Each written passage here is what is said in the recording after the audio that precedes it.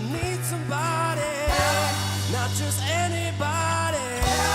You know I need someone. When I was younger, so much younger than today, I never needed anybody's help in any way. But now those days are gone, I'm not so self-assured. Now I find I changed my mind and opened up the doors. Help me if you can, I'm feeling down, and I do appreciate you being around. Help me get my feet back on the ground. Won't you please, please help me? And now my life is changing in so many ways. My independence seems to vanish in the haze. But every now and then I feel so insecure. I know I need you like I've never done before. So help me if you can, I'm feeling down, and I do appreciate you being around. Help me get my feet back on the ground. Won't you please, please help me? When I was younger, so much younger than today, I never needed anybody's help in any way. But now those days are gone, I'm not so self-assured. Now I find I've changed my mind and opened up the doors. So help me if you can, I'm feeling down, and I do appreciate you being around. Help me get my feet back on the ground. Won't you please, please help me, help me, help me.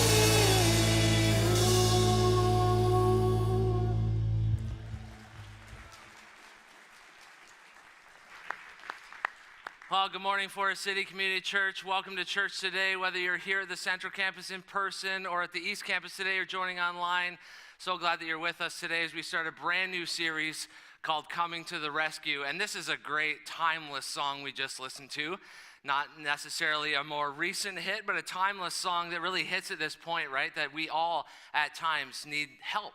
And we cry out to help, and we need to know where to cry out for that help. And so we're talking about that today as we start this brand new series, and we're talking about the people of Israel in the book of Exodus.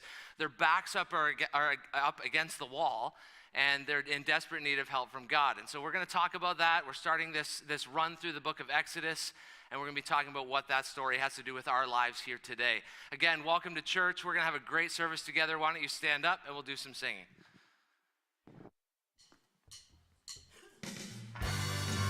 All right, well, like Nick said, we're going to have a great morning together. It's kind of chilly outside, so let's get warmed up in here a little bit. We're going to sing a couple choruses. If they're not familiar to you, that's okay.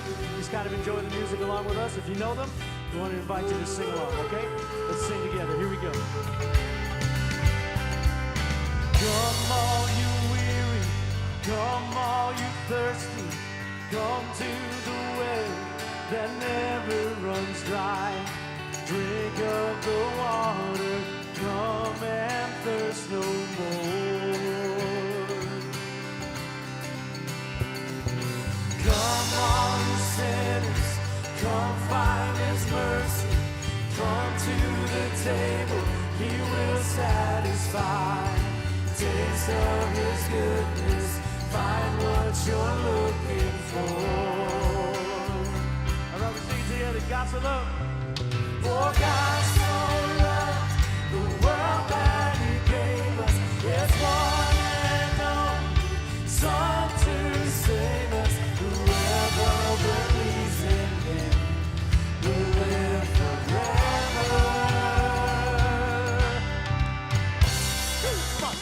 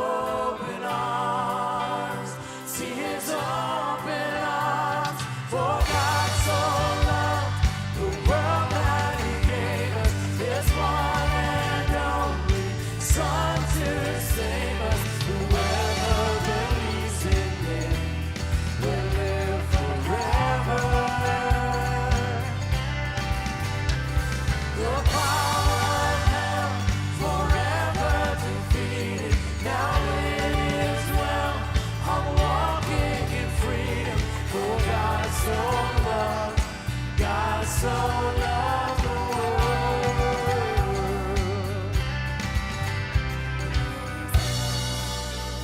Praise God, from whom all blessings flow. Praise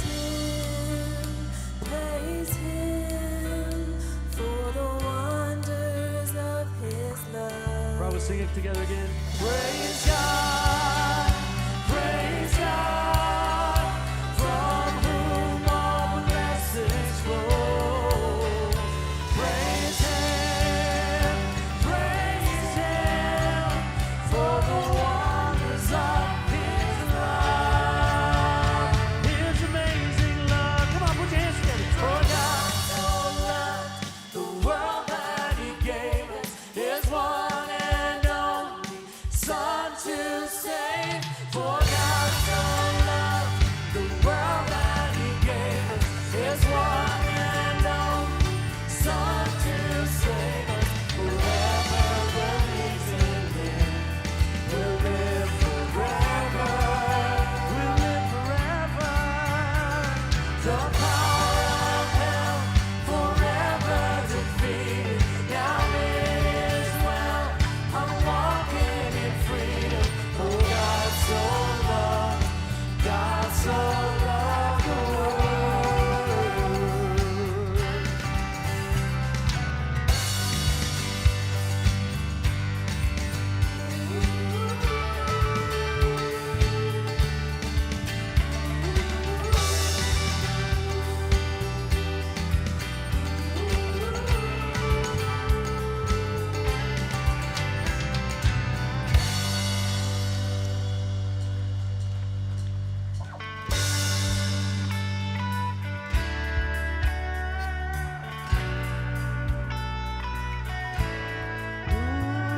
We're not done yet.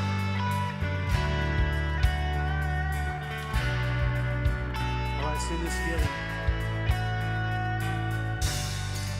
God of the promise, God of the future, you see beginning and end. God of the rescue, God of the breakthrough, how great is your faithfulness. You're not done yet. No eye has ever seen, no ear has ever heard, no one could ever comprehend. Your word will be enough, your promise we will trust. Greater things are still ahead. You're not done yet. You're not done yet.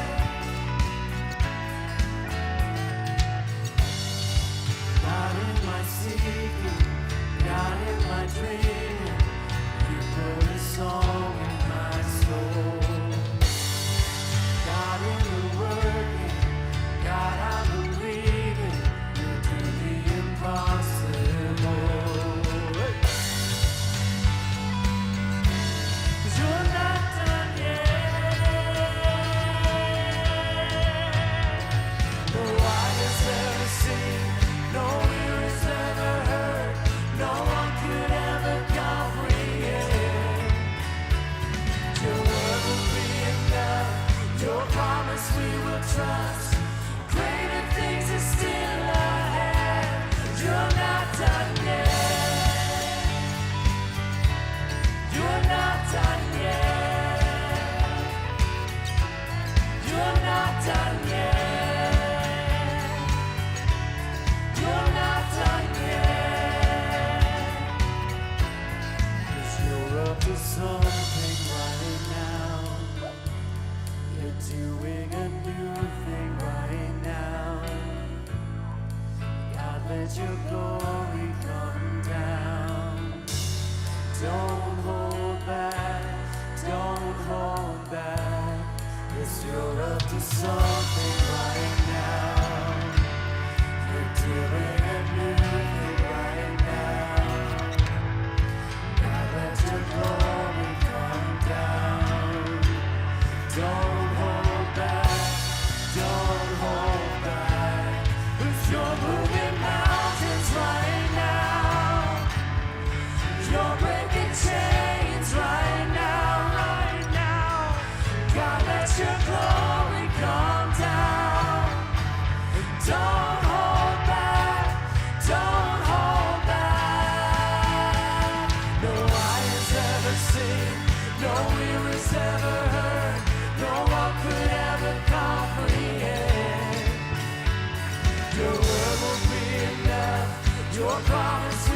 trust.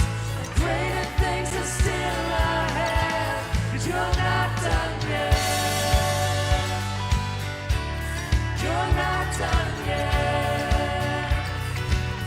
Oh, you're not done yet. And greater things are still ahead, 'cause you're not done yet.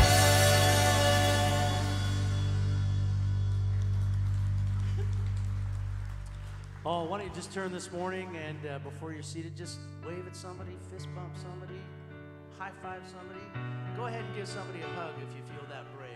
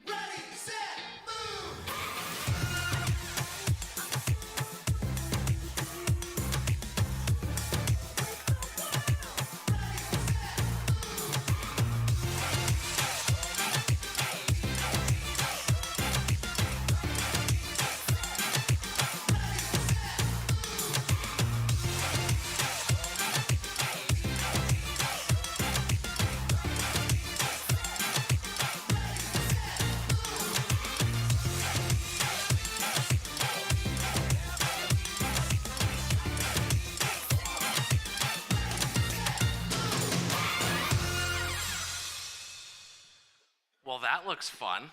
Yeah. I didn't see too many people moving in their seats, but No, I know. Come But on, hey, guys, what's wrong they're with moving you? in their hearts and in their minds. But yeah, what's this about? Absolutely. This is exciting. So we are so excited. It seems early, but we are already in the thick of prepping for this year's kids camp, Yeah, wow. which I'm sure parents are happy to hear because we've had phone calls and emails. And so now I'm going to give you the details so you all know and we can get you all set up for that.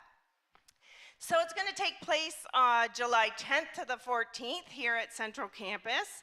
It is a full-day camp, 9 to 4, which is awesome. Friday we end a little early because we like to invite the parents back and come hang out, see what the kids did, and have a barbecue.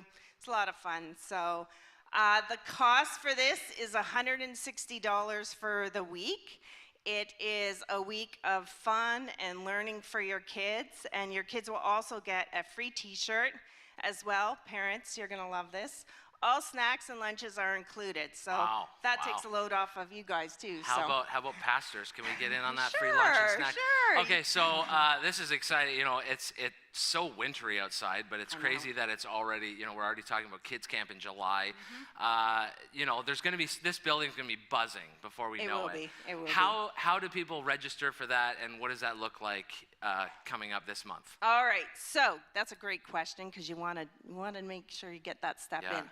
So some of you may have heard that we are hosting a Family Day event here at the Central Campus as well as at the East Campus on Family Day, February 20th, from 1 to 3. And that day we thought was a great day to launch our kids camp online. So registration will open that day. As well, there will be people on site to kind of, if you come to the event, help you through that.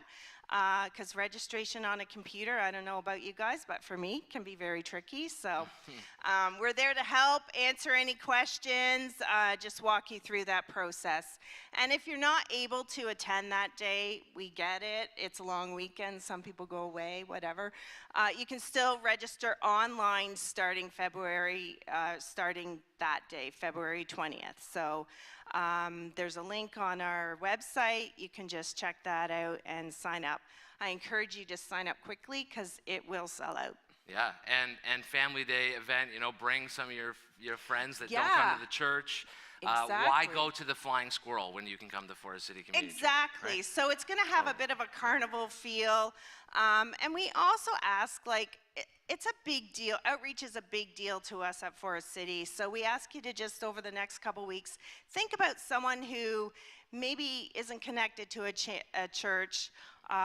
Maybe you have neighbors or friends or family that you'd love to bring along. It's a great way to kind of introduce them to this environment, get them connected, have a great time, and maybe get them asking some questions.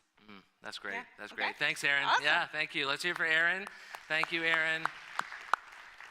Just a couple more things before we close off the announcements part of the service here. There is a course coming up on Wednesday, February the 15th called The Pathway to Mental Wellness. And if we know through post-COVID here, there's a lot of people that are struggling with some stuff and they want to maybe find out how to get onto the pathway of getting well in terms of their spiritual life and their faith. I want to invite you to be part of this course with us. It starts on Wednesday, February the 15th, and you can scan the QR code to get connected or go to the website for more information. And that is just around the corner, so you're not going to want to miss out on that. It's going to be a great course. Finally, I just want to say thank you to those of you who are giving so generously and beautifully to our church.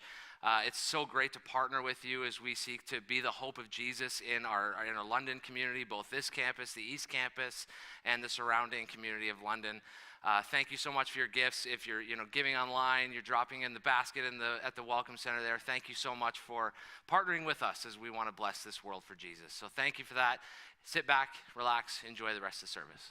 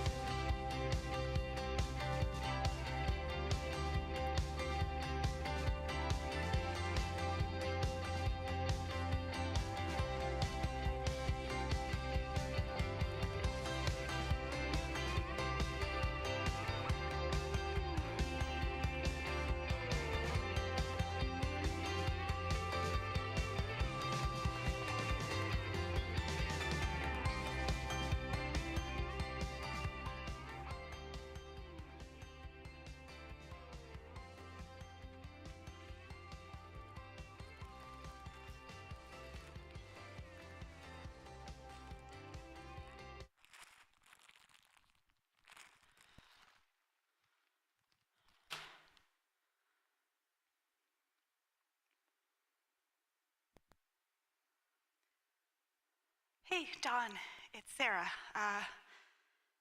It's not good. Like 6 to 8 weeks. I tore a few ligaments and it's fractured. Yeah, so I was listening if maybe you could help me switch some shifts around with Lacey. Yeah, I don't think I could serve, but I think I can host. Yeah, I'd really appreciate that. Okay, thanks. Bye.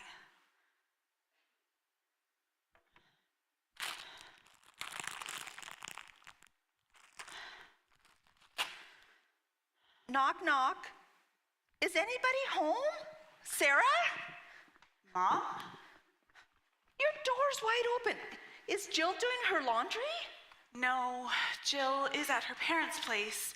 The door is open because I can't keep it shut without locking the deadbolt, and I can't lock the deadbolt with my left hand. Well, have you called the landlord? Yes, 3 times. Well, Sarah, you can't be in the house with... He's coming to fix it this afternoon. Good. You okay? Yeah. Well, I stopped by the chopped leaf and got us some wraps. I was gonna get you some soup, but I didn't know how your hand would be with the spoon. Yeah, well, I always did love finger food, so. All right, well, a buffalo, bold, or a Bangkok? Either's fine. Oh, I also got us some Twizzlers. Mom, you know I can't have those. I gave them up as a part of the dental hygienist's oath. You haven't graduated yet. I thought we can splurge. How about a wrap first? I'm dropping out of school. What? I'm dropping out of the program. It's only been a week. I can't be a dental hygienist with my arm like this. And if I can't hold the instruments, I can't practice. And we start on real people next week, Mom. Real people. And I can't do it. Well, maybe you can just And sit. watch for 5 or 6 weeks? It won't work. I mean, I don't even know if my arm is gonna heal right. And Now everything I've been working for is just going down the drain. Sarah, you're going to be a dental hygienist. This is all you've talked about. I can't do it. And I'm sorry to disappoint you. I'm only gonna be disappointed knowing how disappointed you are. I mean, if it was something you didn't care about, like your job at the restaurant, but this is your dream. I just have to keep my job, to keep my apartment, and I'll work out all the rest later. Well, I guess there are worse things. Mom, the money. Oh, Dad's broke and living who knows where. I can't ask you for more money. Oh, we'll work it out. I know right now it seems undoable and unsolvable. I know. It's kind of like when your father left. It's scary that everything that you've worked towards all of a sudden gets pulled out from under you. But we'll make it through. Trust me. But Mom, I can't ask you for any more of your money. My money? It's our money, honey. You and me. We're a family. Remember when we didn't know where your first payment for your tuition was going to come from? And then your scholarship came in? And then I got the raise at work?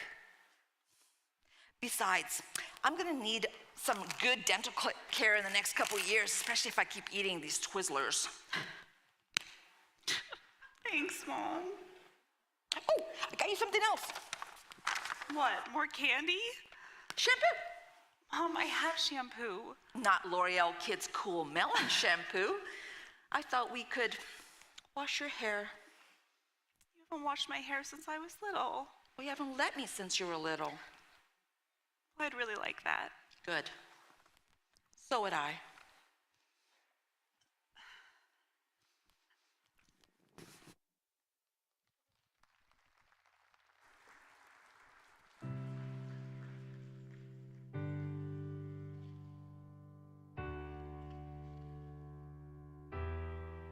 You are not hidden. There's never been a moment you were forgotten. You are not hopeless. Though you have been broken, your innocence stolen. I hear you whisper underneath your breath.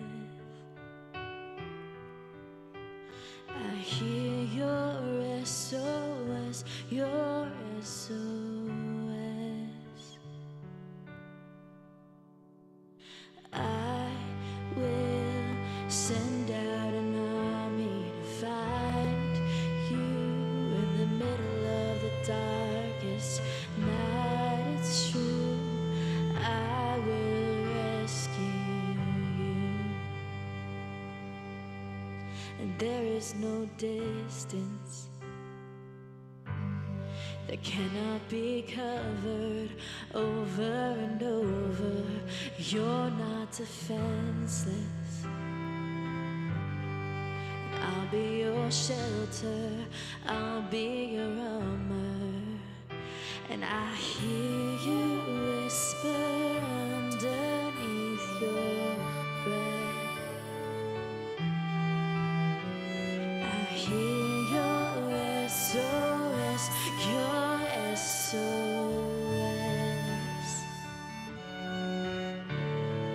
I will send out an army to find you in the middle of the darkest night. It's true, I will rescue you. I will never stop marching to reach you in the middle of the hardest fight. It's true, I will rescue you. I hear the whisper underneath your breath.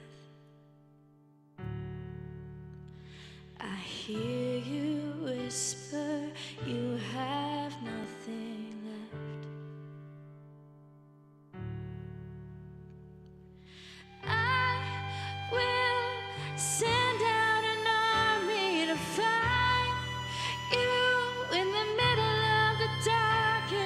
night it's true, I will rescue you. I will never stop marching to reach you in the middle of the hardest fight. It's true, I will rescue you.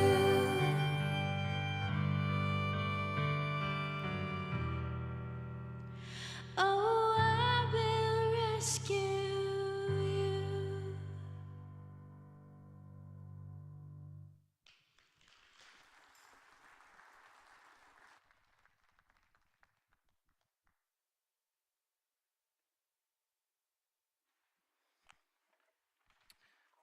Let me just take a second here to welcome all of you again to church today. Special hello to everybody over at the East Campus this morning. Hope you're having a great morning so far, and so glad that you're with us. And to those of you online, again, so glad that all of us together are taking in this brand new series, Coming to the Rescue. Throughout this series, we're going to be, as I said before, we're going to be diving into the book of Exodus, and it's such an incredible story. It's such an incredible story about God rescuing his people. It's a story about God rescuing and saving his people from their suffering and from their pain, bringing them into the promised land and into this new life with him. What an amazing song we just experienced together too. It's a song that hits so close to the heart, I think, right? Like there are so many comforting words in the song about how God comes to our rescue and how he saves us. But maybe for you, as you listen to the words of these songs, you have a reaction that's very similar to many of us. A reaction that says something like, yeah, God, but what about my SOS? What about my help? What about my hurts? What about my pain, my suffering? God, I want you to be my shelter, my armor, but I don't feel you in my darkest night. Like, where is my rescue, God? Are you with me right now? Are you with me right now in my hardest fight? Does that sound like you at all? If so, you need to know you're not alone in that. I have been there before. I've been there before in my own life, in my own walk with God, and it's been the same for countless others too, including many people in the Bible, like the people of Israel in the story that we're going to be looking at in this series together. I'm really excited for the next number of weeks because Exodus is one of the most gripping stories in the Old Testament. And maybe you hear that though and you think, like the Old Testament, it's such an ancient story. Like it might be gripping, sure, but what does it have to do with me right here in 2023? What does it have to do with my faith? What does it have to do with my relationship, my journey of seeking out Jesus today? Well, we're going to be talking about that together. Sadly, the Old Testament has become a major barrier for many people in their pursuit of Jesus because the stories in it can sometimes feel so unrelatable. And maybe you can relate to that. The problem is that stories like this one, they're often read without having the entire story of the Bible in mind. Books like Exodus, we need to read them and experience them in light of the resurrected Jesus. Because when we do that, we can really start to see how the story still speaks to us in our lives and leaves an impact on us all these years later. So let's dive in here and look at how the story of Exodus starts out. This is the start of the story. This is the beginning of Exodus chapter 1. These are the names of the sons of Israel. That is Jacob, who moved to Egypt with their father, each with his family. Reuben, Simeon, Levi, Judah, Issachar, Zebulun, Benjamin, Dan, Naphtali, Gad, and Asher. In all, Jacob had 70 descendants in Egypt, including Joseph, who was already there. In time, Joseph and all of his brothers died, ending that entire generation. But their descendants, the Israelites, had many children and grandchildren. In fact, they multiplied so greatly that they became extremely powerful and filled the land. Now, I don't know about you, but when I read that, I'm tempted to do what so many of us do whenever we hear passages like this one. We tend to skip over the names, right? Anybody willing to admit that today? Anybody willing to be brave to put their, yeah, we tend to skip the names, right?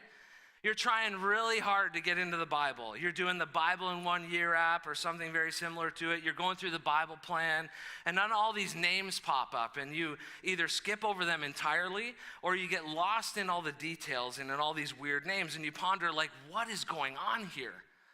But the names are important for us to think about. This week, as I was getting ready for this message, I was going through some of the commentaries that Rob and I have on the book of Exodus. And a few of these books mention something very interesting about how Exodus starts. In English, we don't see this, but in the original Hebrew text, Exodus starts out with an additional word right at the very beginning. In Hebrew, the first word of Exodus is the word and. It's the word and. It actually says, and these are the names. The and indicates to us that Exodus is the continuation of the larger story. The and shows us that Exodus is connected to the story that came before it, the story of Genesis. And that's very interesting to me because it actually shows us the very first important takeaway that we can get from the Exodus story, and that is that God's promises always come true. God's promises always come true. Look at this again with me. In all, Jacob had 70 descendants in Egypt, including Joseph, who was already there. In time, Joseph and all his brothers died, ending that entire generation. But their descendants, the Israelites, had many children and grandchildren. In fact, they multiplied so greatly that they became extremely powerful and filled the land. On its own, the Exodus story, the start of Exodus here, it doesn't tell us a whole lot other than the fact that this guy Jacob has a ton of descendants. But as we think about this in the context of God's story, the greater story, we can see that the promises of God always come true. Before we proceed in the story, we need to look back. A good portion of Genesis tells us the story of Jacob's grandfather, a man named Abraham. And Abraham and his wife Sarah, they're these amazing people of God. They have an incredible faith. Even when their life together isn't going the way that they had hoped, they still believed and they still trusted in the promises of God. In Genesis 12, Abraham and Sarah are quite old. But God appears to Abraham and he says to him, I'm going to make you into a great nation. On another occasion, God tells him, I'm going to make you the father of many nations. And Abraham and Sarah, they hear this and they literally laugh out loud about it, right? They ROFL. They roll on the floor laughing. They don't believe it. They're like, thanks, God, but we old. Like, we are old. I don't know how this is going to happen. They get excited by this promise, and then all kinds of doubts start to seep in as time goes on. A decade or more goes by, and Abraham and Sarah still have no children. How is it that Abraham will be the father of many nations when he doesn't even have a son of his own? But then God appears to Abraham again. Genesis 15 starts out like this. Sometime later, the Lord spoke to Abram in a vision and said to him, do not be afraid, Abram, for I will protect you and your reward will be great. But Abram replied, O sovereign Lord, what good are all your blessings when I don't even have a son? You've given me no descendants of my own. Then the Lord said to him, you will have a son of your own who will be your heir.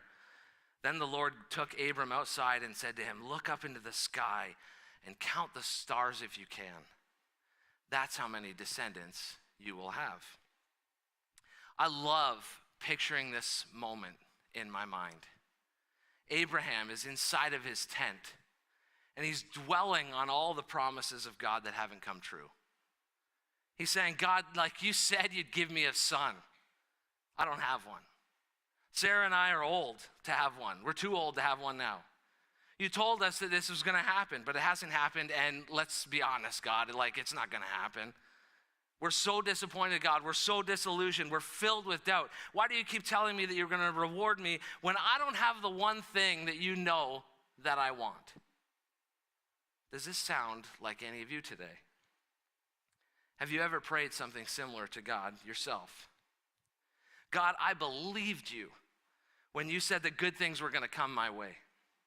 I believed it when I heard it at church or at Alpha or when I read in the Bible that you can still heal, but you aren't healing. You aren't healing my marriage. You aren't healing my body. You aren't doing anything. God, what about all these promises that you promised me? That you'd hear my prayer, that you'd protect me, that you'd keep me from harm. Why do I read all these promises that you give in the Bible and yet seemingly you're not staying true to any of them? Have you ever felt like that? I know I have. This is how Abraham and Sarah felt, but God tells them, have faith. Have faith and trust in me. You will have a son, and you will be the father of many nations. Eventually, Abraham and Sarah, they have a son named Isaac. And then Isaac has a son. Isaac and Rebekah have two of them, actually. One named Esau, and the other named Jacob. And what did we read in Exodus 1? That Jacob had 70 descendants in Egypt, and that they went on to have many, many more children and grandchildren.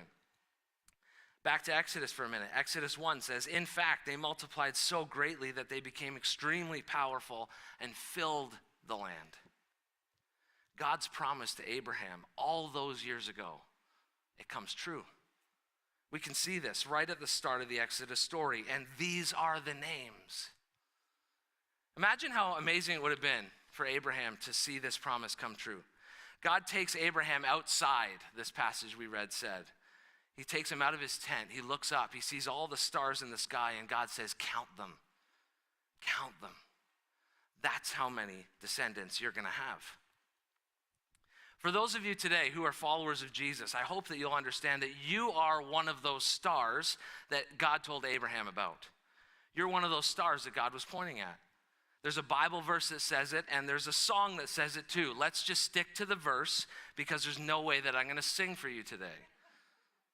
Galatians 3:29 says, and now that you belong to Christ, you are the true children of Abraham. You are his heirs, and God's promise to Abraham belongs to you. God's promise belongs to you and to your children. I think let me just say this. This is an important reminder for us about bringing up the next generation in the faith. Maybe you have kids. Bring them to church. Invest in their spiritual life. Bring them to church. Bring them to Adventureland. Bring them to kids camp. It's such an important reminder for us. Whenever you feel like God isn't listening, or whenever you feel like God doesn't care, try to remember what we see here with the people of Israel, with the people of God. God cares. God cares about you so much. He sees what you are going through right now. He knows it's not easy. But because of Jesus, friends, because of Jesus and how he went to the cross and took your sin and your shame and brokenness and nailed it to the cross for you, you can know and trust that God cares about you and that he's with you even when life isn't going the way that you had hoped it would. His promises always come true. Look at Abraham and Isaac and Jacob and all the descendants that we see here at the start of the Exodus story. God has blessed his people. He's made them into this amazing, this great nation, this massive nation, this nation that has become so large that it becomes very intimidating to the Egyptians and to Pharaoh. Looking back at Genesis 15 for one more second, God said another thing to Abraham that stands out to me and that connects to the Exodus story. Check this out. God says to Abraham, you can be sure that your descendants will be strangers in a foreign land where they will be oppressed as slaves for 400 years. But I will punish the nation that enslaves them, and in the end, they will come away with great wealth. God tells Abraham, Abraham, I'm telling you again, you will be the father of many nations. You are going to have a son, and you're going to have descendants that outnumber the stars in the sky. But just a heads up, I've got a bit of bad news for you. Your people are going to end up living in a foreign land, and they're going to be oppressed there as slaves for 400 years. Talk about being the bearer of bad news, right? But this is exactly what happens. Here's what it says in Exodus. Let's jump back in here. Eventually, a new king came to power in Egypt who knew nothing about Joseph or what he had done. He said to his people, look, the people of Israel now outnumber us and are stronger than we are. We must make a plan to keep them from growing even more. If we don't, and if war breaks out, they will join our enemies and fight against us. Then they will escape from the country. So the Egyptians made the Israelites their slaves. They appointed brutal slave drivers over them, hoping to wear them down with crushing labor. But the more the Egyptians oppressed them, the more that the Israelites multiplied and spread, and the more alarmed the Egyptians came. So the Egyptians worked the people of Israel without mercy. They made their lives bitter, forcing them to mix mortar and make bricks and do all the work in the fields. They were ruthless in all their demands. Then Pharaoh, the king of Egypt, gave this order to the Hebrew midwives. When you help the Hebrew women as they give birth, watch as they deliver. If the baby is a boy, kill him. If it is a girl, let her live. But because the midwives feared God, they refused to obey the king's orders. They allowed the boys to live too. So the king of Egypt called for the midwives. Why have you done this? He demanded. Why have you allowed the boys to live? Just as God told Abraham all those years before, the people of God, the people of Israel, they're suffering as slaves in a foreign land. As we said before, the Exodus story, it shows us that God's promises always come true, but it also shows us that we will suffer in this life. We will suffer in this life. If you were to ask people today who don't believe in God why they don't, the number one reason that they would give is suffering. And maybe you'd say that's true for you or for someone in your life. Something bad happened to you or to someone that you know, and it rocked your faith or their faith. Like maybe for you, you used to be rock solid in your relationship with God and in your trust in him, but then that thing, right, that thing happened, and you haven't been able to recover in your faith or your relationship with Jesus. You feel like you're hanging on by a thread. You're still coming to church, you're still watching online because you want to be around your peeps, right? But you're struggling. You're struggling with everything that you hear coming from the stage because you struggle to believe it. For so many people, suffering and pain, it's the cause of a disrupted or a derailed faith. But what's also interesting to me is that if you were to ask someone who believes in God when it was that they grew the most in their faith or in their spiritual life, the number one reason that they would give would be from the times where they had suffered the most. The truth is, none of us can ever escape these times of suffering. It's just part of the experience of living in this fallen, broken, sin-filled world. And so what we need to ask ourselves is this, right? Like, what are we going to do about our suffering and our pain? What are we going to do about it? Are we going to let it rob us of our faith and hope that we can have in Jesus? Or will we get stronger in our faith and trust in him because of it? In his book, David and Goliath, author Malcolm Gladwell, he documents the lives of many successful leaders and entrepreneurs who succeed in life. Not in spite of the challenges and difficulties and suffering, but because of them. He calls this phenomenon the advantage of the disadvantage. And he goes on to cite a study from City University of London that notes that 1/3 of highly successful entrepreneurs in the world are dyslexic. Gladwell's insight on this is profound. As he says, there are two possible interpretations for this fact. One is that this remarkable group of people triumphed in spite of their disability. They're so smart and so creative that nothing, not even a lifetime of struggling with reading, could stop them. That's one option, he says. The second and more intriguing possibility is that they succeed in part because of their disorder, that they learned something in their struggle that proved to be of enormous advantage. I think we need to consider this a little bit. Here in Exodus 1, we see a couple of references to Jacob's son Joseph and his family.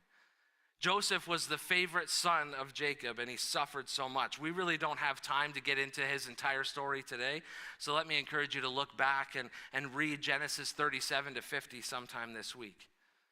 But in the final chapter of Genesis, we can see that it's because Joseph was enslaved that he went to Egypt, became powerful in government, and then when his brothers came to Egypt to seek food, was able to then care for them and for the rest of his family. At that point, Joseph delivered one of the most important truths about suffering in all the Bible. Joseph says, "You intended to harm me, but God intended it all for good. He brought me to this position so I could save the lives of many people." Joseph was careful not to assume, as we so often do in our lives, that when it comes to suffering, the meaning behind it will be obvious, right? I don't know about you, but I think the reason that we struggle with suffering so much today in our Western world is because we see and we understand that the point and the purpose of this life is our happiness. Throughout history, virtually every society has sought to teach people how to deal with pain and suffering. Sadly, we've neglected this in our current culture. For generations, we've embraced a secular worldview that assumes that the material world is all there is, and that thus pain has no meaningful part to play in life. And so we're surprised, right, when we find ourselves going through something painful or when we're suffering. But Jesus taught us something so different about suffering. As Jesus said in John 16, "Here on earth you will have many trials and sorrows, but take heart, because I have overcome the world." Jesus told us, just as God told Abraham about his descendants, we're going to suffer. We're going to go through some stuff. But in those times, we have the incredible opportunity to not only grow closer to God, to lean into him, but also through our suffering, show him to others in how we respond during and throughout our most trying times of life. God's people in Exodus, they're enslaved, they're being oppressed. Pharaoh's demanding that all baby boys be murdered to prevent an uprising among the Israelite people. But these Hebrew women, they are heroes. They're heroes. They look at their suffering as an opportunity to help God and his people. Here's what happens next. So the king of Egypt called for the midwives. "Why have you done this?" he demanded. "Why have you allowed the boys to live?" "The Hebrew women are not like the Egyptian women," the midwives replied. "They are more vigorous and have their babies so quickly that we cannot get there in time." So God was good to the midwives, and the Israelites continued to multiply, growing more and more powerful. And because the midwives feared God, he gave them families of their own. Then Pharaoh gave this order to all his people: "Throw every newborn Hebrew boy into the Nile River, but you may let the girls live." These midwives, they're brave, right? They stood up to Pharaoh. They said, no way, Jose. Like, we're not doing this.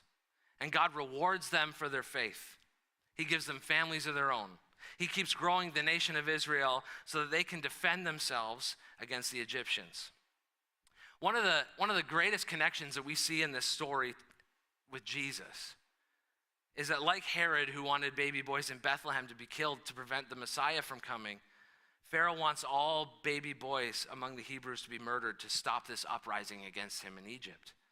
But the amazing faith of the Hebrew people, how they viewed and how they understood their suffering, they didn't let it destroy their faith and trust in God. They used it to grow it. And God acted. He moved. And he was about to do something incredible for his people. Well, we need to start to land the plane here, but as we do that, let's talk about some of what we've covered this morning, and then we'll close off with one more thought. The story of Exodus, it shows us so far that God's promises, they always come true. It shows us too that we will suffer in this life, and we know this. And finally, it shows us that despite our suffering, despite our pain, God always has a plan to rescue his people. God always has a plan to rescue his people. Here's how Exodus 2 starts out. Let's read this. About this time, a man and a woman from the tribe of Levi got married. The woman became pregnant and gave birth to a son. She saw that he was a special baby and kept him hidden for 3 months. But when she could no longer hide him, she got a basket made of papyrus reeds and waterproofed it with tar and pitch.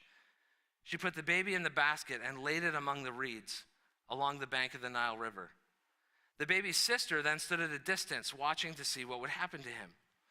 Soon, Pharaoh's daughter came down to bathe in the river, and her attendants walked along the riverbank. When the princess saw the basket among the reeds, she sent her maid to get it for her. When the princess opened it, she saw the baby. The little boy was crying, and she felt sorry for him. "This must be one of the Hebrew children," she said. Then the baby's sister approached the princess. "Should I go and find one of the Hebrew women to nurse the baby for you?" she asked. "Yes, do," the princess replied. So the girl went and called the baby's mother. Talk about amazing, right? "Take this baby and nurse him for me," the princess told the baby's mother. "I will pay you for your help." So the woman took her baby home and nursed him. Later, when the boy was older, his mother brought him back to Pharaoh's daughter, who adopted him as her own son. The princess named him Moses, for she explained, I lifted him out of the water. Just, friends, just at the moment when things feel and seem so completely hopeless, God provides a way. God swoops in and saves his people. Over the next number of weeks throughout this series, we're going to be talking about Moses quite a bit. He's introduced here in the story as a baby boy, but he's going to be used by God to rescue the people of Israel from their oppression and from their slavery. The birth, the rescue, and the youth of Moses, as we're going to see, these are saving acts of God in the Old Testament. Their acts are these examples of God's providence. They're part of his amazing plan to keep the people of Israel from perishing in Egypt. Moses here, he's what many theologians call a type of Christ, meaning that his life ultimately points us to Jesus. Because Jesus has done everything that Moses would come to do and so much more, so much more. Jesus also came into this world as a child, saved by a miracle of God so that he could be used to save God's people too. Just as Moses came to rescue the Israelites in Egypt, Jesus came to save you and me from all our sin, from all our shame, from all of our brokenness for eternity. There's a passage in Hebrews that I'd like to close off with here that says this. It says, "And so, dear brothers and sisters, who belong to God and are partners with those called to heaven, think carefully about this Jesus, whom we declare to be God's messenger and high priest. For he was faithful to God who appointed him, just as Moses served faithfully when he was entrusted with God's entire house. But Jesus deserves far more glory than Moses. Just as a person who builds a house deserves more praise than the house itself. For every house has a builder, but the one who built everything is God. Moses was certainly faithful in God's house as a servant. His work was an illustration of the truths that God would reveal later. But Christ, as the Son, is in charge of God's entire house, and we are God's house if we keep our courage and remain confident in our hope in Christ.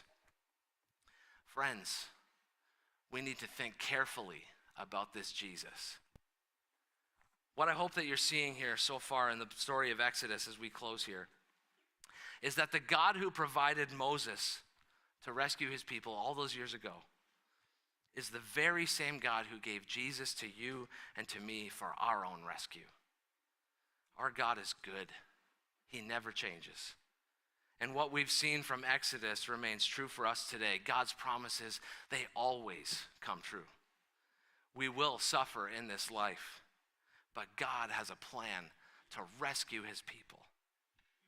If you are somebody who's in need of a rescue today, might I encourage you to pray the words that we're about to hear in this song together. Let's listen to it now.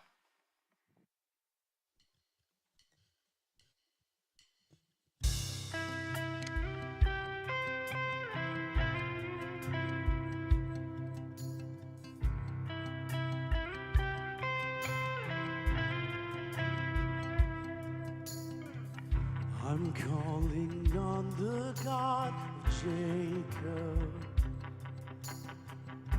whose love endures through generations. I know that you will keep your covenant. I'm calling on the God of Moses, the one who opened up the ocean. I need you now to do the same thing for me. Oh God, my God, I need you. Oh God, my God, I need you now. How I need you now. Oh rock of ages, I'm standing on your faithfulness, on your faithfulness. I'm calling on the God of Mary, who His favor rests upon the lowly. I know with you all things are possible. I'm calling on the God of David, who made a shepherd boy courageous. I may not face Goliath, but I've got my own giants. Oh God, my God, I need you. Oh God, my God, I need you now. How I need you now. Oh rock of ages, I'm standing on your faithfulness. On your faithfulness. You heard your children then, you hear your children now. You are the same God. You are the same God. You answered prayer back then, and you will answer now. You are the same God. You are the same God. You were providing then. You are providing now. You are the same God. You are the same God. You moved in power then. God moved in power now. You are the same God. You are the same God. You were a healer then. You are a healer now. You are the same God. You are the same God. You were a savior then. You are a savior now. You are the same God. You are the same God. Oh God, my God, we need you. Oh God, my God, we need you now. How we need you now. Oh rock of ages, we're standing on your faithfulness. On your faithfulness. Oh God, my God. Oh God, my God, I need you. Oh God, my God, I need you now. How I need you now. Oh rock of ages, I'm standing on your faithfulness. On your faithfulness.